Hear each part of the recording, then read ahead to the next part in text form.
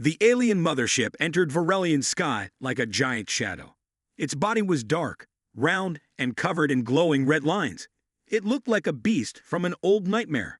The Talari had never seen anything so big, so powerful.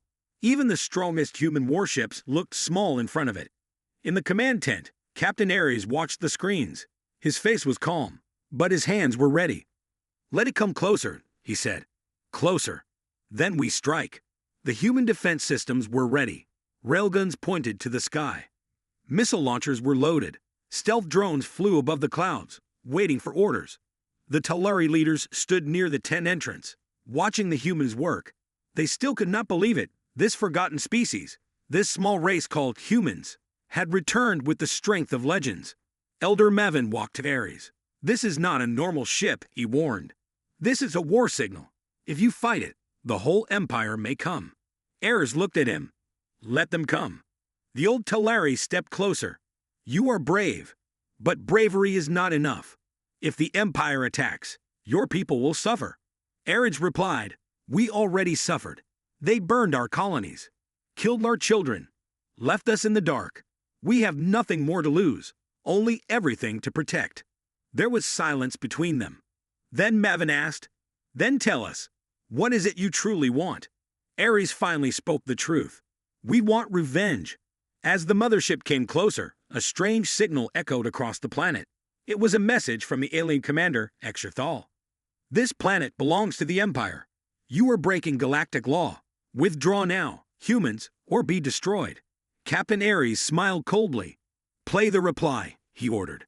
His voice was calm but strong. "This planet sent a call for help. You ignored it. We didn't. You enslave the weak. We protect them. If that makes us enemies, then so be it. Fire when ready." The battle began. Human missiles shot into the sky like fire arrows. The mothership's shields glowed as explosions hit surface. Giant railguns fired powerful rounds, shaking the air. The mothership answered with its own weapons. Red beams shot down like lightning. One human outpost was hit, destroyed in seconds. A ball of fire rose where it once stood. The Talari screamed in fear. The sky turned red. Ares ordered, "Send the Iron Will." The Iron Will was the strongest human battleship in orbit. It flew fast, straight into the fight. Smaller drones followed behind like a swarm of bees. The two great ships clashed above Varelian. Explosions flashed. Metal burned. The sound shook the mountains. Inside the command ship, alarms rang. "We're taking damage," one human officer shouted. But Ares didn't panic. "Keep pushing. Target the engine core." Meanwhile, the Talari watched from the hills. They had never seen a real battle. Their people had no soldiers, no weapons, no war stories. But now, they saw something else. They saw courage. Children held hands. Elders whispered prayers. Young Talari, for the first time, asked to help. "We want to fight," one said. "We can give them data," another offered. "Old maps, deep tunnels, secret paths." The humans accepted. For the first time, Talari and humans worked side by side. Then, disaster struck. A red flash hit the sky. The Iron Will was on fire. One of the alien cannons had hit it directly. Captain Ares was on that ship. Someone cried. Elder Mevin froze. No, the Talari held their breath. Was their protector dead? But minutes later, a human drop pod crashed near the city. Its door opened with smoke and fire. Captain Ares stepped out, covered in ash, but alive. "I'm not done yet," he said, coughing. He raised his hand and pointed to the sky. "Send everything we've got." The human fleet launched its final strike. Bombs, missiles, railguns, lasers. The mothership tried to escape, but its engines were failing. One last missile, fired from a drone, hit its core. The sky turned white for a moment. Then, the mothership exploded in a silent, massive wave of light. Cheers rose across Varelian. The Talari cried. The humans smiled. The battle was over, for now. But everyone knew this was just the beginning. The Talari gathered in the city square that night. Fires burned in small circles. Humans and Talari shared food, stories, and silence. Elder Maven spoke to Ares. "You say you want revenge, but what I see is something more." Ares nodded. "We want justice. We want peace, but we know we must fight for it. Mavin looked at the stars. Then let us fight with you. And so, a deal was made. Not with money, not with fear, but with fire and hope. The Talari and the humans were no longer strangers. They were now allies. The sky above planet Velmer was dark and full of smoke. The ground was broken, cities destroyed, and silence filled the air. This planet once belonged to a proud alien race called the Karnak, but now they were almost gone. Only one place still stood, Bastion 9. It was a large fortress built into the side of a red mountain. It had high walls, strong cannons, and brave Karnak soldiers. But even Bastion 9 was now surrounded. The enemy was the Xarn Dominion, a race of part machine, part flesh creatures. They had no heart, no mercy. They moved like a wave, destroying every planet in their path.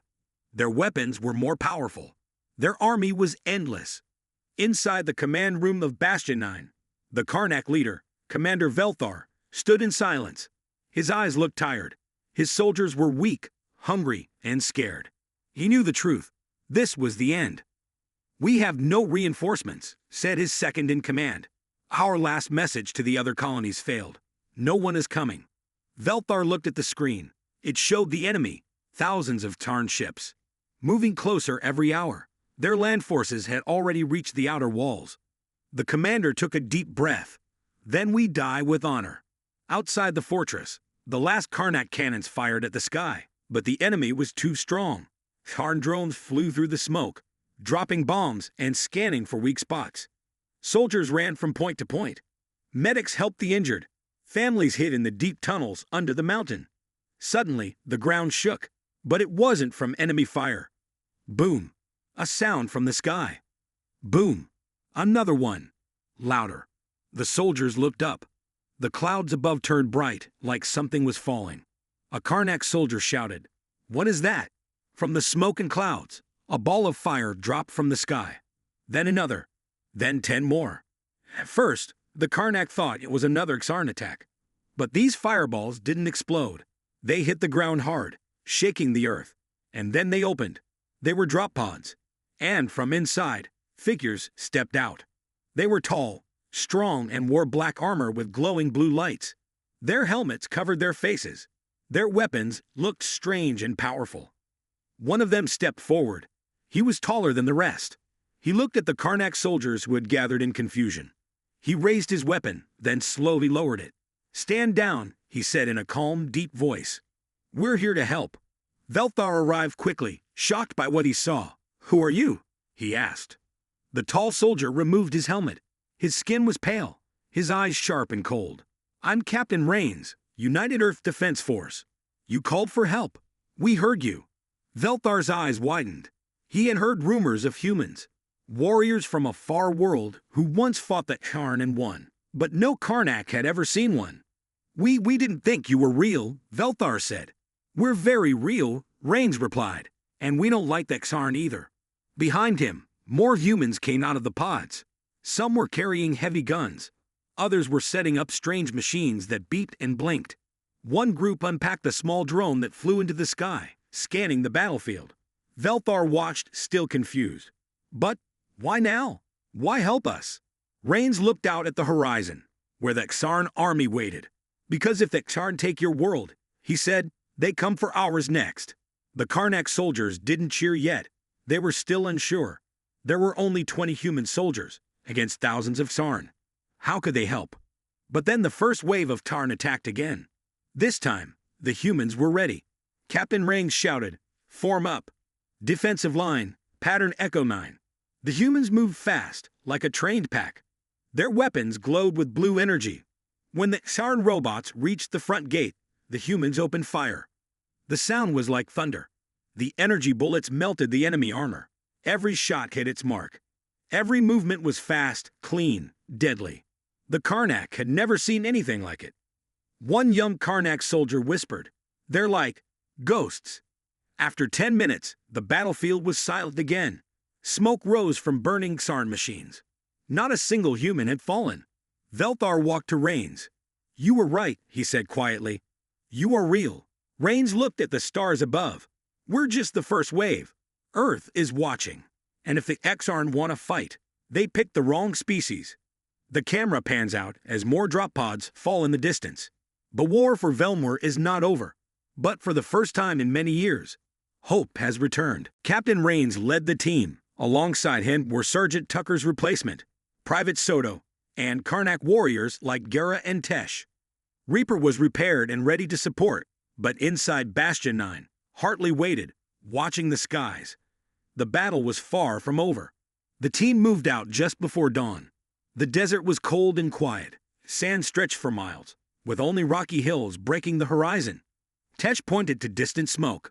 That's their territory. The hive nest lies beyond those cliffs. Rains checked his gear. Stay alert. Hive creatures are everywhere. Hours passed. The sun rose higher. The team moved carefully, hiding behind rocks, watching for movement. Suddenly, a low growl echoed. From the shadows, hive scouts appeared. Four-legged, fast, with glowing red eyes and sharp claws. Gera raised her plasma spear. They found us. The team prepared for battle. The hive scouts attacked fast. Soto fired his energy rifle. Sparks flew as his shots hit the creatures' armored bodies. Gera charged forward, her spear flashing in the sun. She struck one scout, sending it crashing into the sand. Tesh fought beside her, slashing with his blade. The fight was brutal but quick. The scouts fell, but more were coming. Rains shouted, "Move! We can't stay here." The team pushed on, deeper into the hive territory. The land grew dark and twisted. The ground was cracked, and strange plants with sharp thorns grew everywhere. Suddenly, the sky darkened. From above, huge winged hive warriors descended, giant insect-like creatures with deadly claws and sharp wings. The team fired up, but the hive flyers were fast. Reaper's sensors detected the attack and sent a signal. "Incoming support," Hartley said, her voice steady. Moments later, Reaper landed nearby with a thunderous crash. The giant machine roared, firing its cannons into the sky. The hive flyers screamed and scattered. Rains breathed a sigh of relief. "Thanks, Reaper." With the air clear, the team reached the cliffs where the hive nest was hidden. They saw it now, a massive hive structure, black and glowing with dark energy. It pulsed like a heart, sending waves of power into the ground. "This is it," Velthar said. Rains nodded, placed the bombs. Tesh and Gera moved forward with the fusion bombs. Suddenly, the ground shook violently. From the hive entrance, a giant shadow appeared. The Hive Queen. Her body was massive, 10 times larger than the hive warriors they had fought before. Her many legs moved quickly, and her eyes glowed with deadly intelligence. She let out a terrible screech. The team opened fire, but the queen was fast and strong. Rains shouted, "Hold your ground. Protect the bomb carriers." The battle was fierce. Karnak warriors clashed with hive soldiers, and humans fired energy weapons. Reaper fought beside them, smashing hive creatures and shielding the team. Tesh reached the heart of the hive and planted the first bomb. "Bomb set," he called. Gera planted the second bomb near the queen's lair. "Almost done," she said. The queen turned her rage on them. She slammed her claw into the ground, sending a shockwave that knocked several soldiers down. Rain stood firm. "Now Hartley," he yelled. Back at Bastion 9, Hartley activated Reaper's remote control node. Reaper charged forward, dodging attacks. With a powerful blast, Reaper struck the Hive Queen, knocking her back. The queen screamed in anger. Back at the hive, the bombs started to beep, counting down. Rains grabbed Velthar's arm. Time to go. The team ran as fast as they could, fighting off the last hive attackers. They reached the cliff edge just as the bombs exploded. Kaboom! A huge explosion shook the ground. The hive nest collapsed, flames and smoke rising high. The queen's roar faded into silence. The team watched as the dark hive burned. They had won, but at a cost. Tucker's sacrifice, the battles, the pain, it was all real. Rains looked at his team.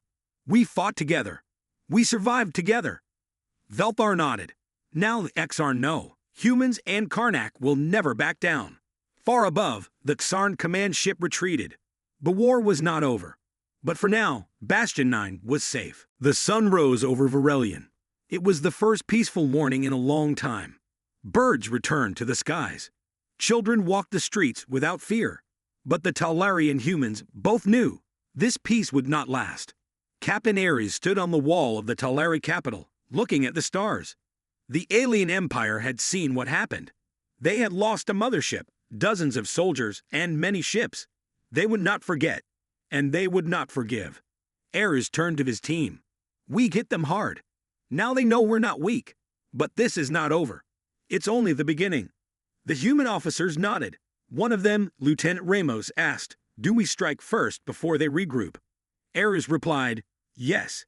But we need help. We need the Talari. Inside the city hall, the Talari council sat in a large stone chamber. Elder Maven spoke to the other leaders. We have two choices, hide and wait, or stand and fight. Some were afraid. We are not warriors, one elder said. But we are not slaves, Maven answered. The humans showed us that. They bled for us. Now it's our turn. A silence fell over the chamber. Then one by one, they stood. We stand. In the command center, human and Talari minds worked together. Scientists, engineers, and tacticians planned the first real counterattack.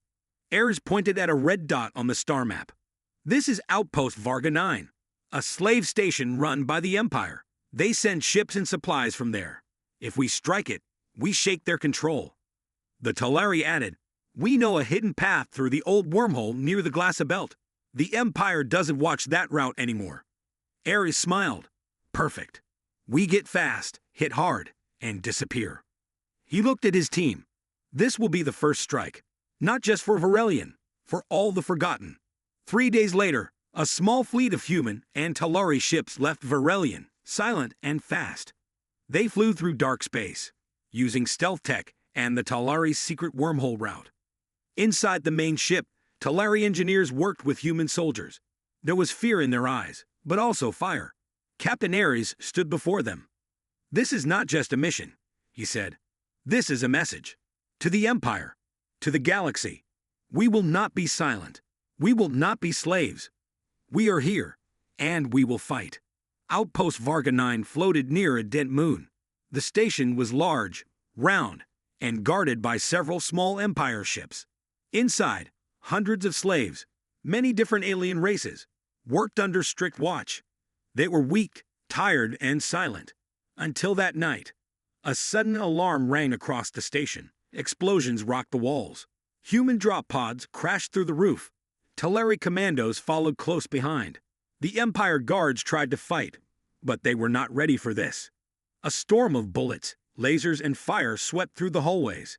Human soldiers moved like shadows, fast and precise. The Talari used stun weapons and data hacks to shut down systems. Within minutes, the station was under their control. Ares walked through the main hallway, stepping over fallen guards. He looked at the slaves locked in cages. He opened the first one. You're free, he said.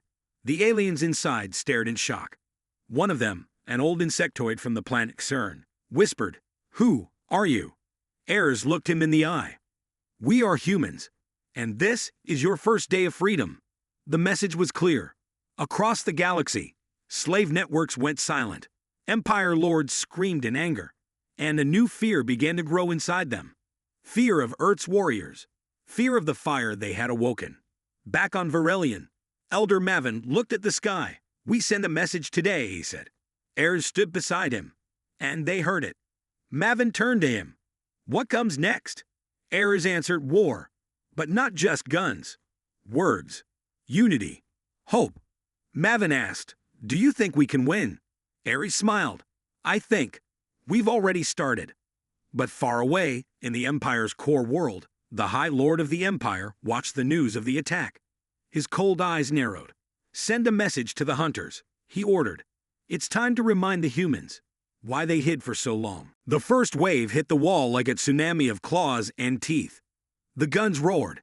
Explosions lit the night sky. Bodies flew. Acid sprayed. The hides screamed as their front lines were torn apart. But they kept coming. One Karnak soldier shouted, They're crawling over the walls. A flying beast crashed into a turret, tearing the gun apart. Another hive creature jumped onto a Karnak defender, biting into his armor. Rains fired shot after shot, his rifle glowing. Hold the line.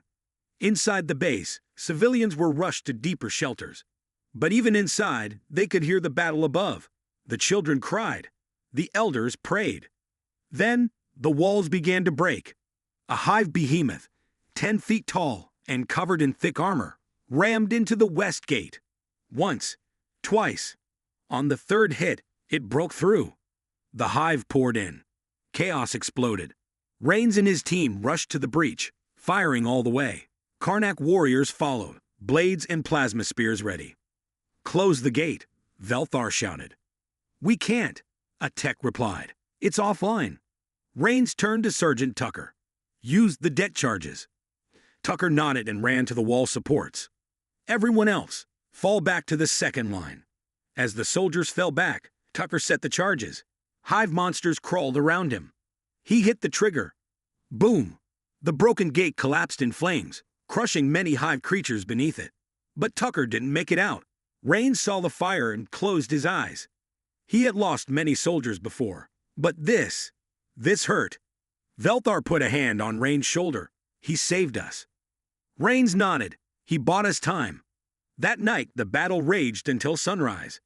Bastion 9 still stood, but barely. The hive had pulled back for now, but not because they were defeated. They were just regrouping. Hartley stood beside Reaper, looking at the horizon. "They'll be back, stronger." Rains agreed, and next time, they won't stop at the walls. Velthar looked toward the desert. "Then we go to them." Rains turned to him, surprised. "You mean attack?" Velthar's eyes were hard now. "We cannot defend forever.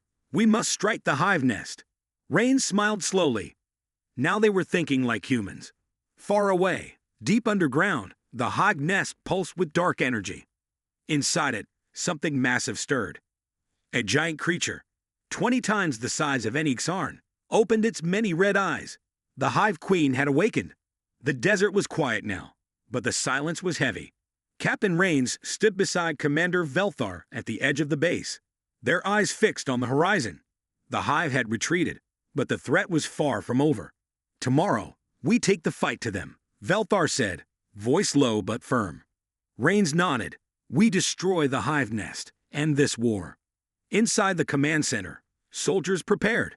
Humans loaded weapons, checked armor, and ran final drills. Karnak sharpened blades and tuned their plasma spears. Everyone knew this mission was dangerous, deep inside enemy territory, where the hive ruled. The plan was simple but risky. A small strike team of humans and Karnak would sneak into the desert, find the hive nest, and plant fusion bombs to destroy it. They had only one chance. If they failed, the hive would grow stronger. With one final charge, it jumped. Yes, jumped high into the air and landed on the Titan's back. Boom! It drove both blades deep into the Titan's neck. Sparks exploded. The Titan staggered. Its lights began to flicker. One last attack. Reaper pulled out a small fusion core, slammed it into the Titan's back, and jumped off. "Fusion charge set," Hartley said. She hit the trigger.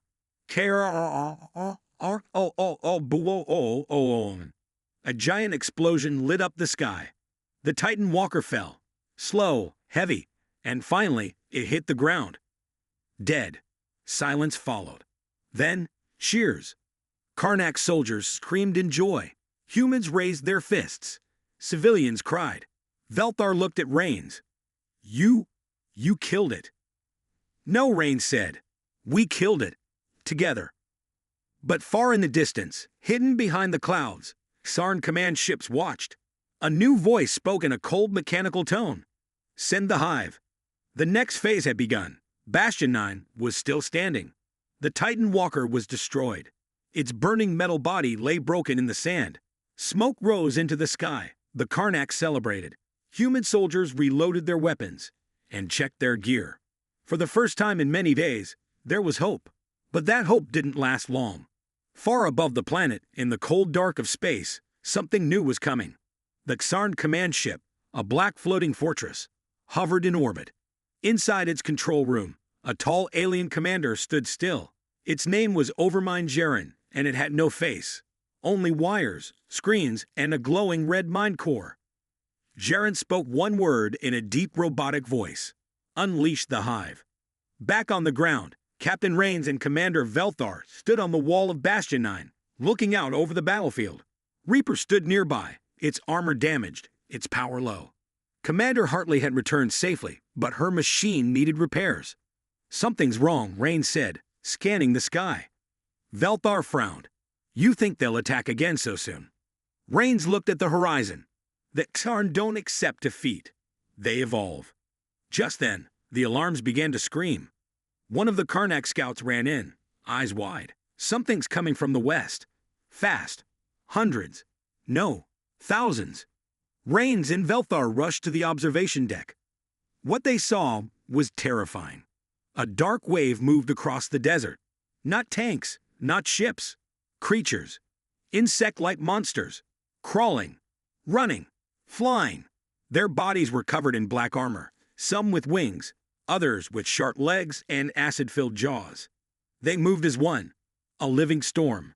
"The hive," Rains said grimly. Velthar's voice trembled. "We've heard stories. They don't stop. They don't feel pain." Rains nodded. "They don't fight for victory. They fight for extinction." Inside Bastion 9, panic spread. The walls were damaged.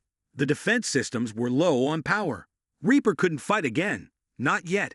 The people had just survived the Titan, and now something even worse was coming. But Rains didn't panic. He stood before the Karnak and his own soldiers. "This is what we trained for," he shouted. "They think we're weak. They think we'll run." He raised his rifle. They forgot one thing. The human soldiers raised their weapons too. "We are human." Velthar, inspired, stepped forward. "And we are Karnak. This is our world. This is our home. We do not run. We fight." The soldiers cheered. The hive was less than a mile away now. The defense systems were rearmed. Turrets aimed outward. Drones launched into the air. Human and Karnak soldiers lined the walls together. And then, the hive reached Bastion 9. The stars above Verelion no longer shined like before. The sky was dark, the air was thin, and the ground was dry and broken. Verelion, once a green and peaceful planet, was now dying. The Talari people were kind, quiet beings. Their skin was silver blue, and their eyes glowed like soft lights. For thousands of years, they lived in harmony, growing food, studying the stars, and building beautiful cities. But now, all of that was fading. The sun of their world was growing cold. Their crops were dead, their lakes were dry, and their children were getting sick. The leaders of the Talari had sent out hundreds of messages to the stars. "Please help us. We are dying. Anyone. Please help." But no one came. The galaxy was full of powerful species, strong empires, and cold rulers. But they did not care about the Talari. The Talari had no army, no weapons, and no great technology. To the rest of the galaxy, they were weak, and weak things were forgotten. Then, one day, the sky changed. A loud alarm rang across the capital city. Red lights flashed in the streets. The Talari looked up and saw dark shadows falling from the sky. Giant ships, black and sharp like knives, were entering the atmosphere. Slaver ships. These were not here to help. They were here to capture. Panic spread quickly. Parents held their children close. Elders whispered prayers. The Talari knew what was coming. They had heard the stories. When the slavers came, they killed the strong and took the rest to work, as slaves in the mines of dead moons. "Run to the shelters," someone shouted. But it was too late. The slaver ships were already landing. Strange creatures in metal armor began marching through the streets. Their weapons burned through walls. They shot anyone who resisted. The Talari had no chance. Old Elder Mevin stood at the city center, holding his staff. He looked up at the sky with tears in his eyes. "So this is how we end," he said softly. "Not with a war, not with a choice, but as shadows in the dust." Then, suddenly, something changed. The ground shook. The sky roared. A bright flash appeared above the slaver ships. 3 enormous warships came out of the clouds, fast, powerful, and shining like metal monsters. They were not from the Talari, and they were not from the slavers. Their shape was different. Their engines sounded like thunder. A strange voice echoed in the air through a loud broadcast. "This is Commander Ayers of the United Terran Forces. You are attacking a protected species. Surrender now, or face destruction." The slavers looked up, confused.